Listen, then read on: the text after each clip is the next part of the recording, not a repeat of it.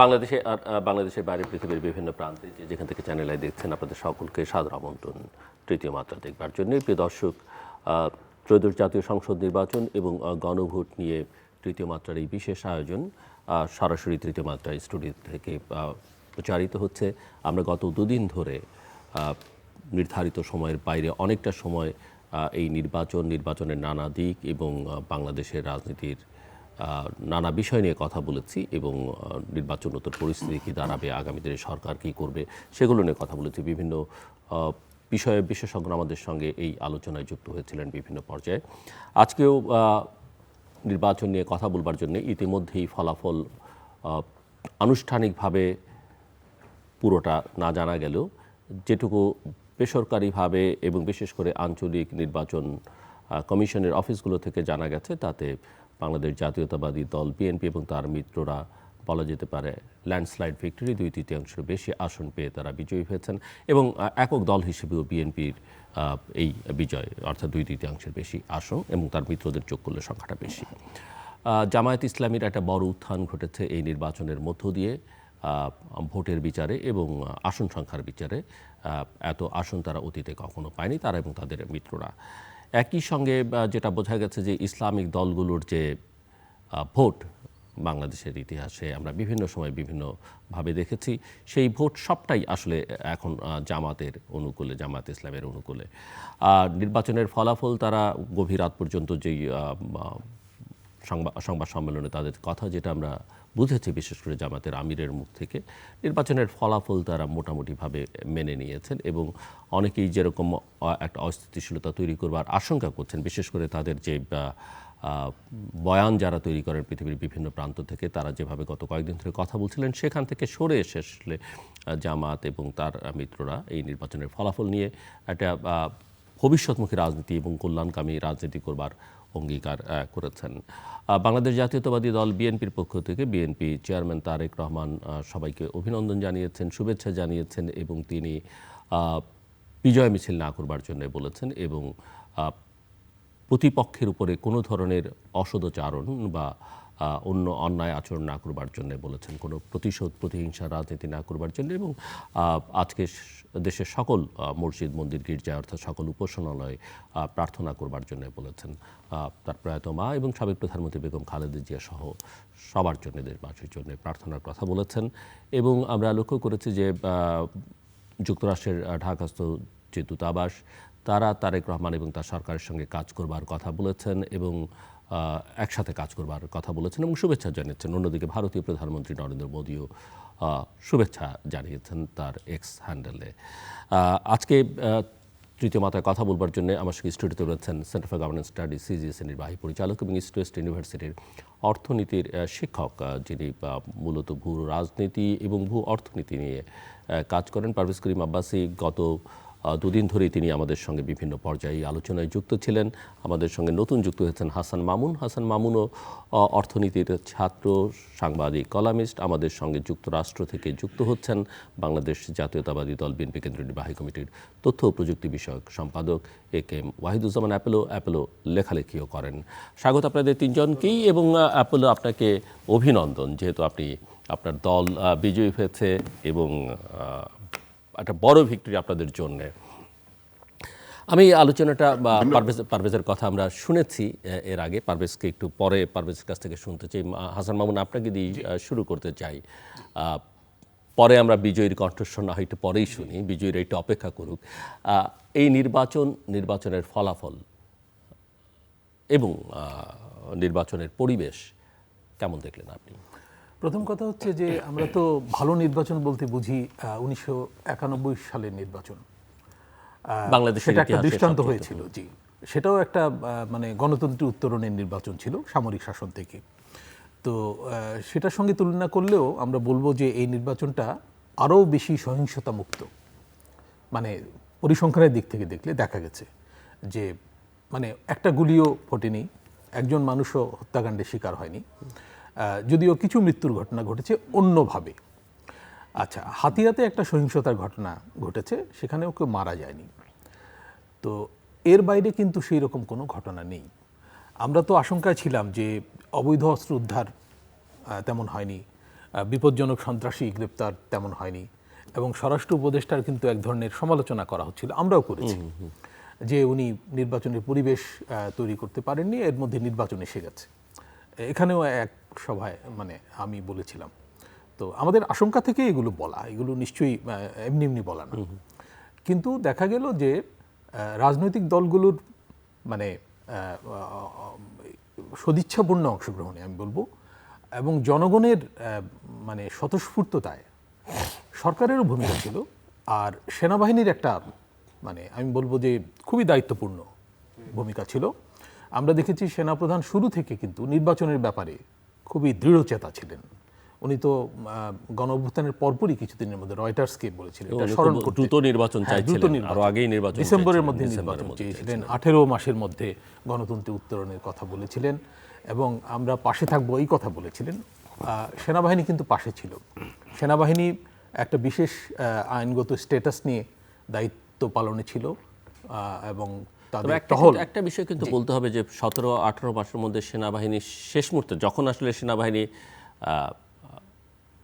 মাঠে নেমেছে কাজ করতে, বিজনেসটাকে মিন করেছে, তখনই আসলে পরিস্থিতি মানুষের আস্থা বেড়েছে। তার আগ পর্যন্ত সেনাবাহিনী মাঠে ছিল কিন্তু অনেক কিছু সক্রিয় ছিল না, সক্রিয় ছিল না, কারণ এটা বোঝা গেছে যে সেনাবাহিনীর সঙ্গে সরকারের সম্পর্কের একটা টানাপোড়েন ছিল।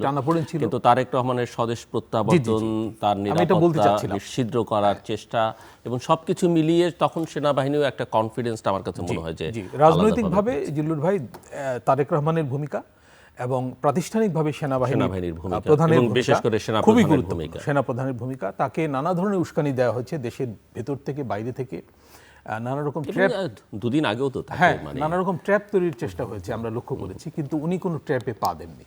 উনি প্রাতিষ্ঠানিকভাবে খুবই দায়িত্বশীল একটা জায়গায় ছিলেন। আমরা প্রধান উপদেষ্টারও প্রশংসা করব, উনি কিন্তু মানে উনিও একটা ভারসাম্যপূর্ণ জায়গায় শেষ মুহূর্তে পৌঁছেছেন। তারেক রহমান সাহেবের সঙ্গে যে বৈঠক হয়েছিল লন্ডনে, সেখানেই নির্ধারণ হয় এবং সেখানে একটা সমঝোতা হয়েছিল। আমরা এখানে বেগম জিয়াকেও স্মরণ করব। বেগম জিয়া কিন্তু যখন বিএনপির সঙ্গে টেনশন বাড়ছিল সরকারের এবং পাশাপাশি সেনাবাহিনীর, তখন বেগম জিয়া একটা পজিশন নিয়েছিলেন যে সরকারকে কোনোভাবে বিব্রত করা বা বিরক্ত করা উচিত হবে না এবং নির্বাচনের দিকে চোখ রেখে অগ্রসর হতে হবে।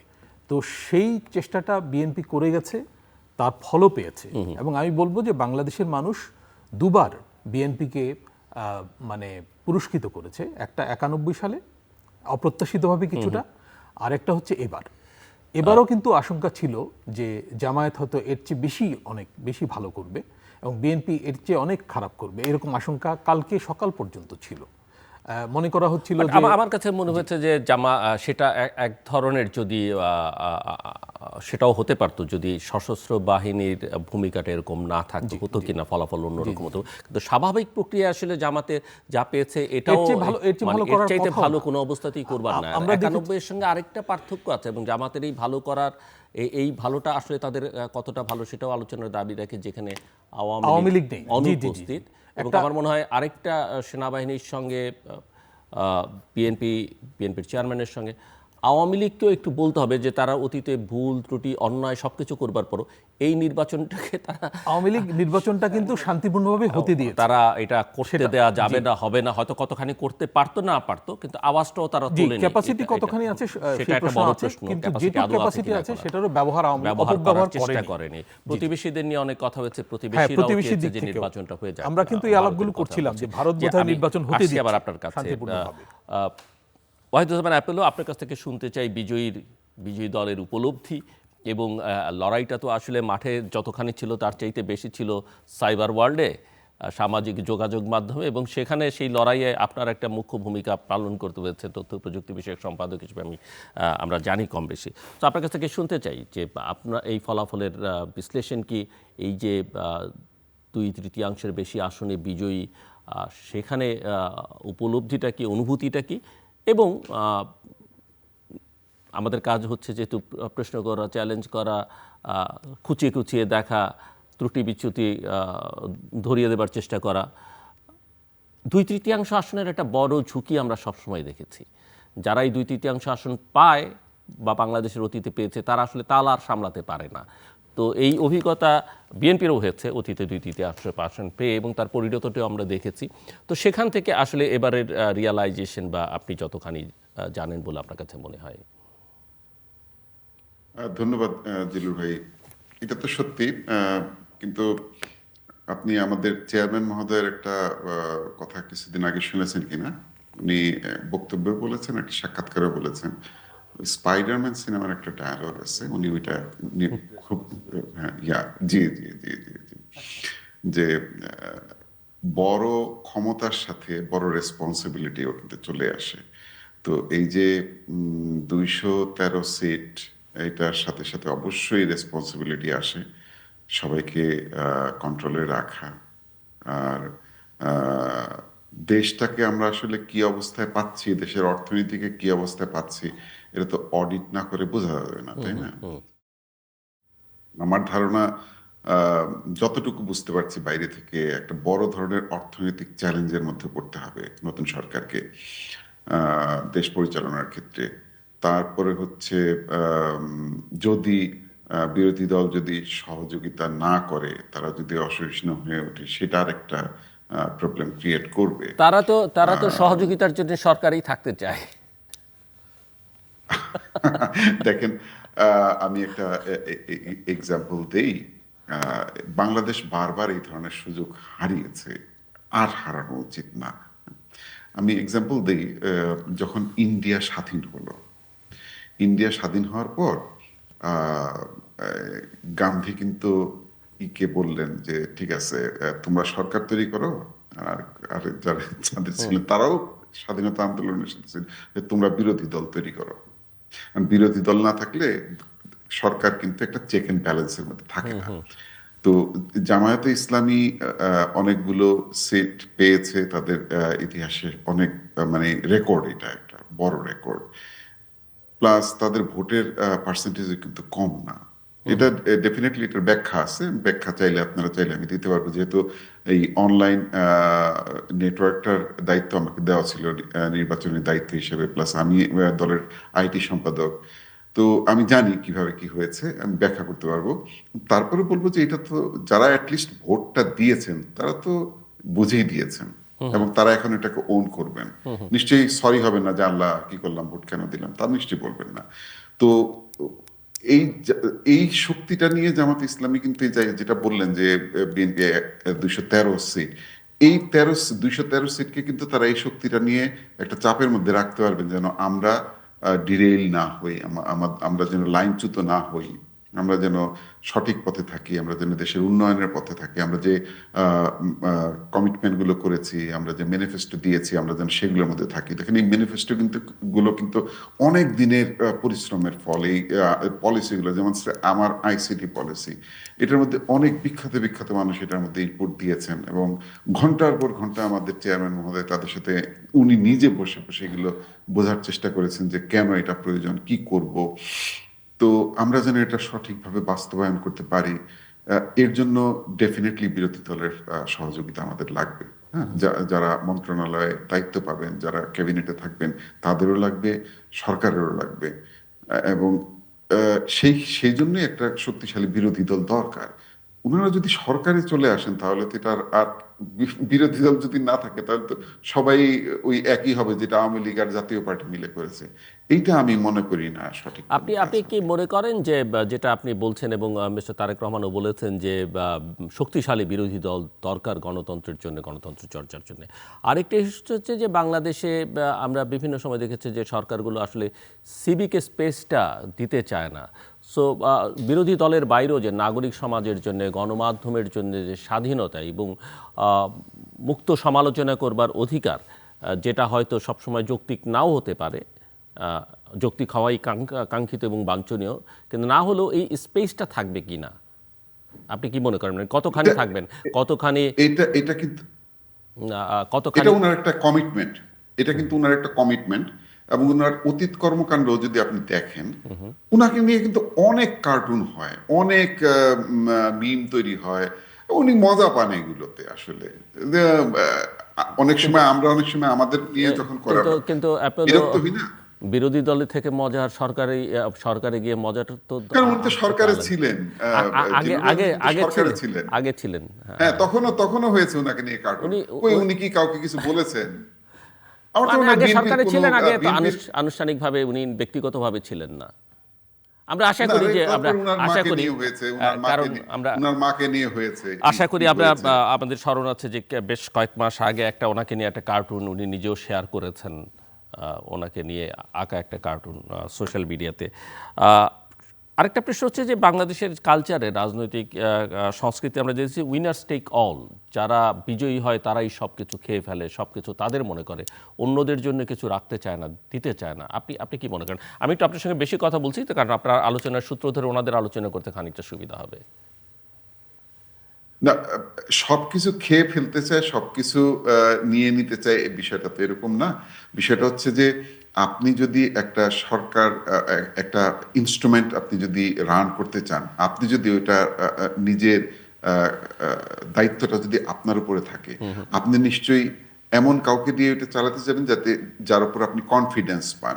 আপনি যুক্তরাষ্ট্রের দিকে তাকান, এখানে যখন নাকি একটা নতুন সরকার আসে তখন কিন্তু একদম স্টাফ সহ চেঞ্জ হয়ে যায় সবকিছু।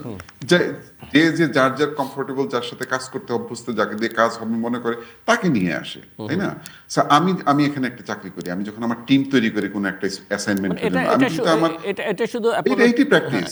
এটা টিমের ক্ষেত্রে না, এটা হচ্ছে যে আপনি administration, law enforcing agencies, security forces, সব জায়গায় নিজের লোক, ব্যবসা বাণিজ্য সর্বত্র, মানে অন্য দল, বিরোধী দল হলে তার জন্য ব্যবসা করবার সুযোগ বাংলাদেশে থাকে না, আমরা অতীতে দেখেছি। ও নো নো নো নো, না না, সেই সব জায়গায় এইরকম নিশ্চয়ই হবে না। আপনি সরকার চালানোর ক্ষেত্রে আপনি বলতে পারেন যে ওকে, ক্যাবিনেটের না, মধ্যে সেটা তো স্বাভাবিক। কি হবে?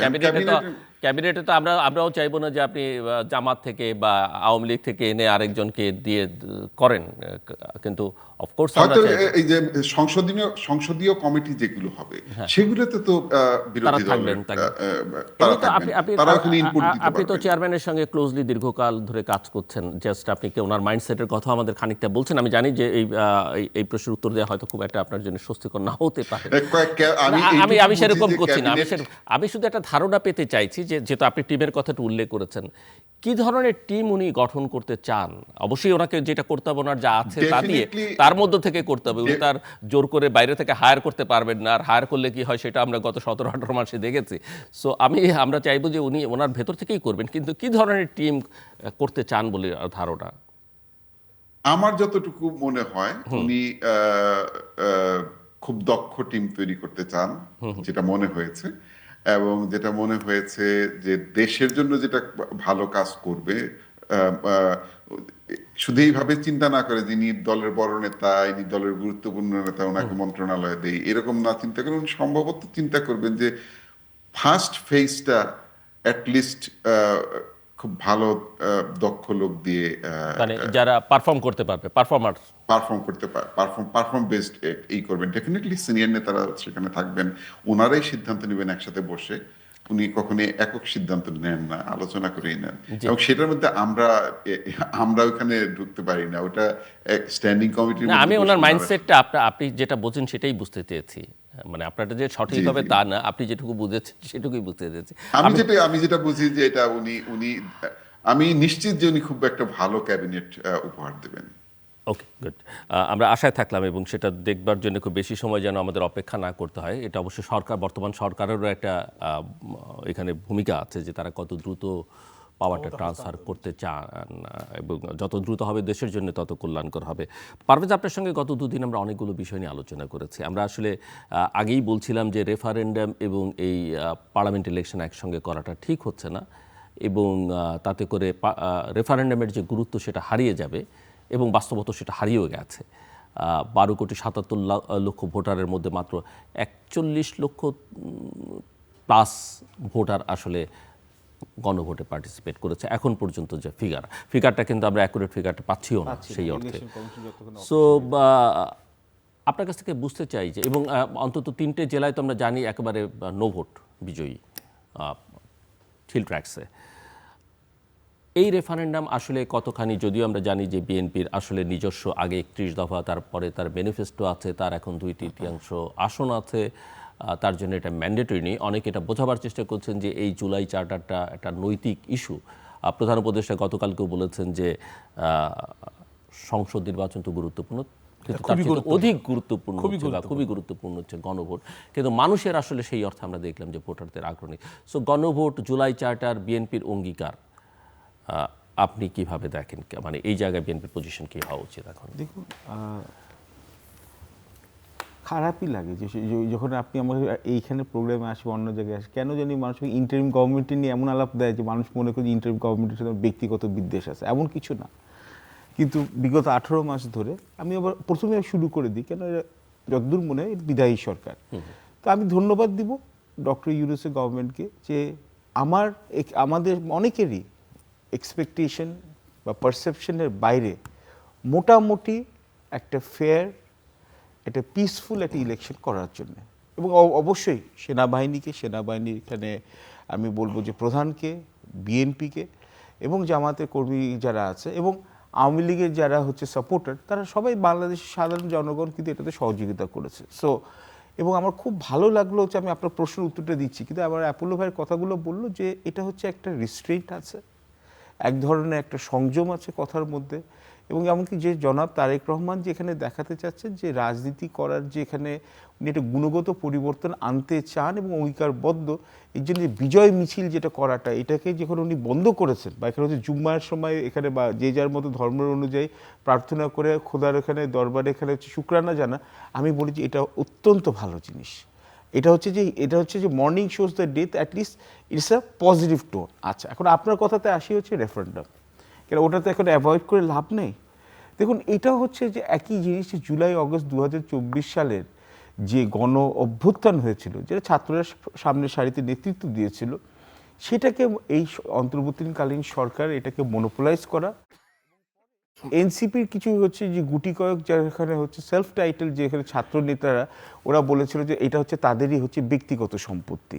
এবং তারপর আমরা দেখলাম হচ্ছে নানান ধরনের এখানে মঞ্চে উঠে আসলো, যেমন ইনকিলাব মঞ্চ ইত্যাদি, যে এক ধরনের প্রেশার গ্রুপ, ভালো কথা, কিন্তু এটা হচ্ছে যে একটা প্রেশার গ্রুপ এবং মব ভায়োলেন্সের মধ্যে পার্থক্যটা কিন্তু বেশি একটা বোঝা যাচ্ছিল না। এবং রেফারেন্ডামের ব্যাপারে যেটা বলছেন, আপনি দেখুন হচ্ছে যে আপনি কিন্তু 42 লাখের মধ্যে না ভোট কিন্তু মানে যথেষ্ট সংখ্যক পড়েছে।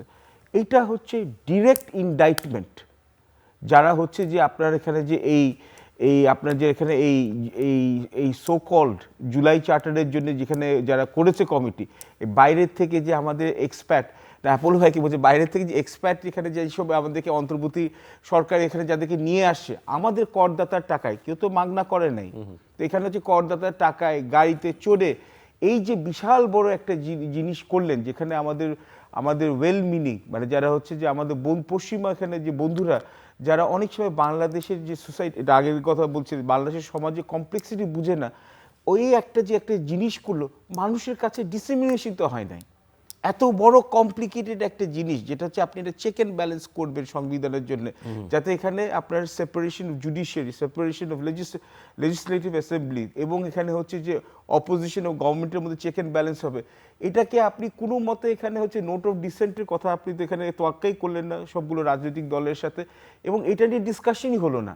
এটাকে কোনো মতে একটা দায় ছাড়া ভাবে এটা আপনি দিয়ে দিলেন। এখানে জনগণের যে অংশগ্রহণ এবং হ্যাঁ না এর মধ্যে যে পার্থক্য আমরা যেটা দেখলাম, সেখানে আমার প্রশ্ন আপনার কাছে যে বিএনপির, আর এটা আসলে বিএনপির তো নিজস্ব ম্যানিফেস্টো আছে, তার নিজস্ব অঙ্গীকারই আছে, এটা তাকে মানতে বাধ্য করবার কোনো ওই যে কিছু কিছু বিধিবিধান তো করেই দেওয়া হয়েছে, 180 দিনের মধ্যে এটা করতে হবে, ওটা করতে হবে, ওয়ার্কিং ডেজের মধ্যে, এটা আমি কেউ দেখলাম, আমি যেমন দেখলাম যে প্রফেসর তাজ হাসমি তিনি বলেছেন বিএনপির এটা মানার দরকার নাই, তোয়াক্কাই করার দরকার নেই।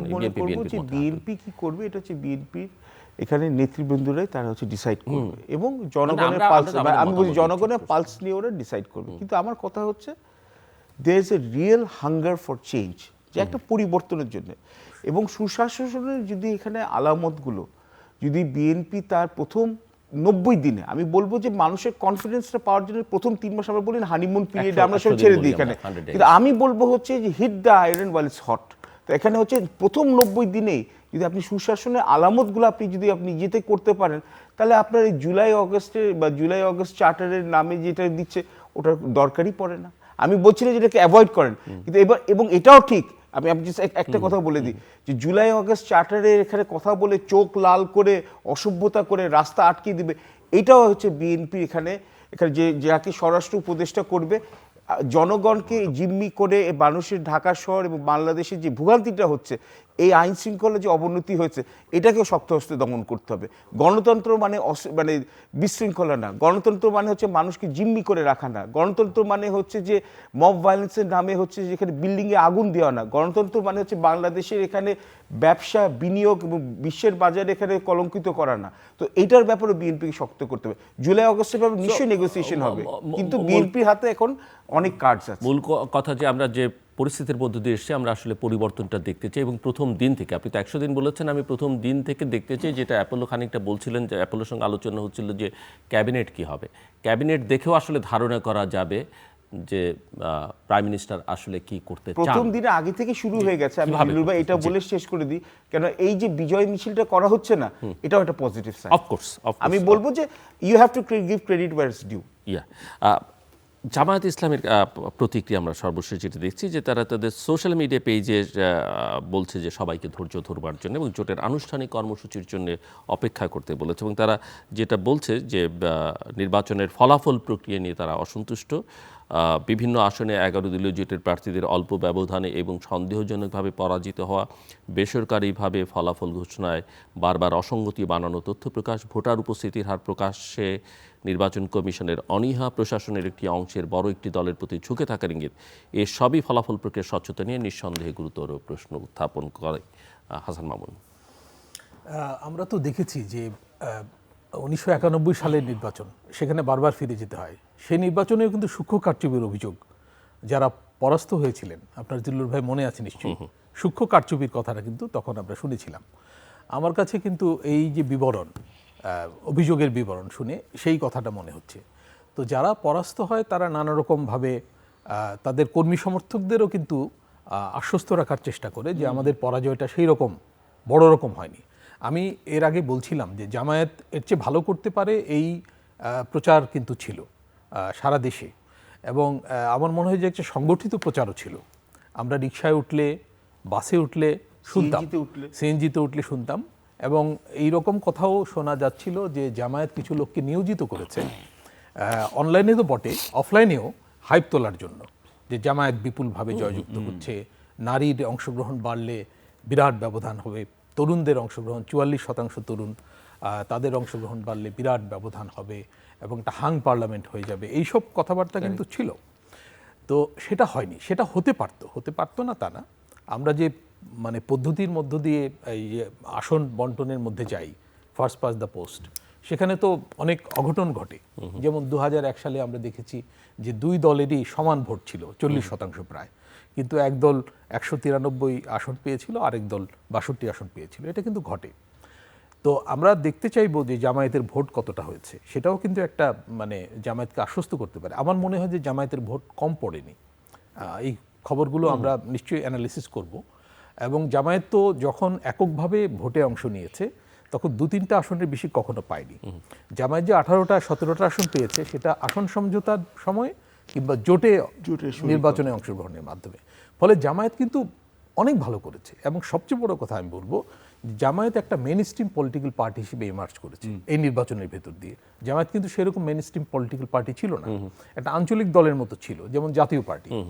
আচ্ছা, জাতীয় পার্টি প্রায় মুছে গেছে, জামায়াতের উত্থান হয়েছে, বামদের তরফ থেকে একজন জোনায়েদ সাকিব ওদের বেরিয়ে এসছেন, সেটা তো বিএনপির সঙ্গে থাকার কারণে। হ্যাঁ, তারপর হচ্ছে যে এনসিপির উল্লেখযোগ্য সংখ্যক প্রার্থী জয়যুক্ত হয়েছেন।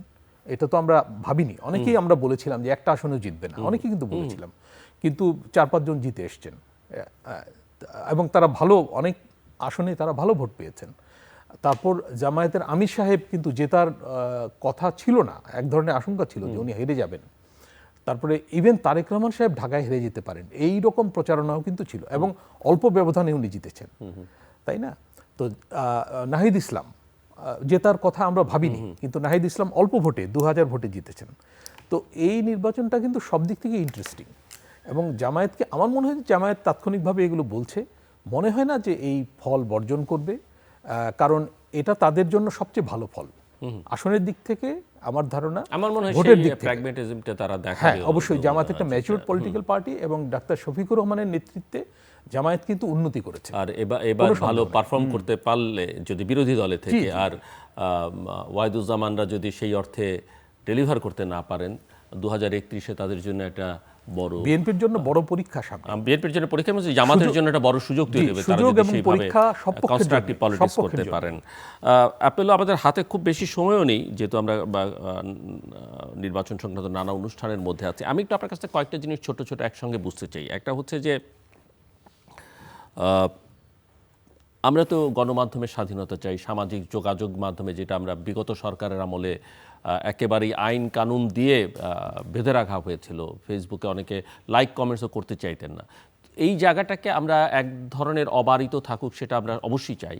একই সঙ্গে এখানে যে এই যে misinformation, disinformation, propaganda, rumour, fake news, এগুলোর একটা মানে এবং আমরা দেখেছি যে গত এই নির্বাচনকে কেন্দ্র করে যে পরিমাণ বট অ্যাকাউন্ট তৈরি করে যেভাবে অত্যাচার করা হয়েছে, আমি বলবো অনেকের উপরে মানসিক অত্যাচারই করেছে, সেগুলোকে কিভাবে প্রযুক্তিগত দিক থেকে কিভাবে এটাকে পরিচ্ছন্ন করা যায় সেটা একটা জিনিস আপনার কাছ থেকে বুঝতে চাইবো, যেহেতু এটা আপনার ফিল্ড। দ্বিতীয়ত আমরা বুঝতে চাইবো যে নারীরা বাংলাদেশের ভোটার জনসংখ্যায় বেশি পুরুষদের চাইতে, ভোটারও প্রায় সমান সমান, কিন্তু নারীরা আসলেই অবহেলিত। জামায়াতে ইসলামী অনেক কার্ড খেলেছে, কিন্তু বেফাস কথাবার্তা বলে অনেক বিরক্তি উৎপাদন করেছে এবং যার সুফলটা আপনাদের কাছে গেছে। কিন্তু নারী প্রার্থীকে মনোনয়ন দেয়া, তাকে আরও রাজনৈতিক প্রক্রিয়ায় অন্তর্ভুক্তির বিষয়টা বিএনপিও অবহেলা করেছে। এটা এবং যৌক্তিক অভিযোগ হবে আমাদের দিক থেকে সেটা। আরেকটা হচ্ছে যে মাইনরিটির কনফিডেন্স সব অর্থে, ধর্ম, বর্ণ, গোত্রের অর্থে, পাহাড় সমতুল যে কোনো বিবেচনা থেকে, এটা একটা বাংলাদেশের ধারণা ছিল এটা বোধহয় আওয়ামী লীগের একচেটিয়া সম্পত্তি। আমরা জানি যে এই সম্পত্তিটা আসলে এখন আওয়ামী লীগ না থাকায় বিএনপি এখানে অনেক বেনিফিট পেয়েছে। আমি যতদূর জানি যে সেনাপ্রধান মাইনরিটি কমিউনিটিকে আশ্বস্ত করেছেন যে তারা যেন ভোট কেন্দ্রে যায় ভোট দিতে এবং তাদের পূর্ণ প্রোটেকশন দেওয়া হবে। কিন্তু এটা তো আসলে একটা দুটো ভোটের ব্যাপার নয় বা 1-2 দিনের 4 দিনের ব্যাপার নয়। তারেক রহমানও বলেছেন যে তাদের প্রতি তারাও অন্যদের মতো সমান অধিকার পাবেন। কিন্তু এই জায়গাগুলো একটু আলাদাভাবে অ্যাড্রেস করা দরকার। সেই কাজটা বিএনপি কতখানি করবে? প্রথমে অনলাইনের বিষয়টায় আসি। সেটা হচ্ছে যে দেখেন, এখনো পর্যন্ত আমাদের যে প্ল্যান আছে সেটা হচ্ছে যে 2টা সিস্টেমে এটা করে। এক হচ্ছে একটা ইকোসিস্টেমের মাধ্যমে এটাকে কন্ট্রোল করা, আর দ্বিতীয় হচ্ছে যে ডেফিনেটলি আইনও লাগবে।